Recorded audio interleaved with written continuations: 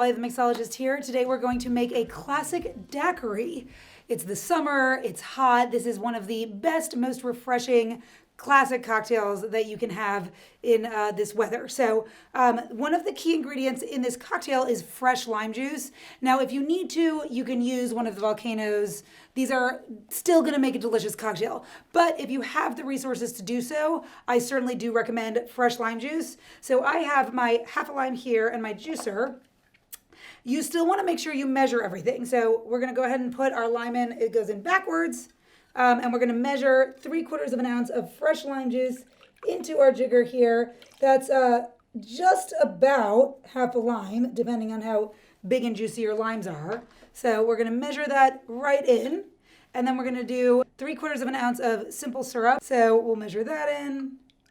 And then we're going to do 2 ounces of our white rum. Now, this is, you might notice, very similar to a whiskey sour. This really falls under the category of a classic sour recipe. Whiskey sour, gimlet, daiquiri, these all kind of have similar overlapping notes. So 2 ounces of that. Great, and then we're going to fill it with ice, since we know all about how to shake. Give it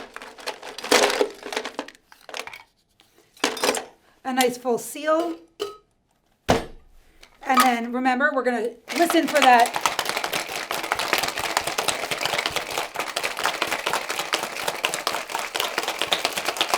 See how you can hear it start to shatter a little bit? That's when you know it's ready. So now we are going to go ahead and strain this into our coupe. I like to push this forward a little bit, my strainer. That way it's gonna get out all the ice shards and it's gonna pour really, really smoothly.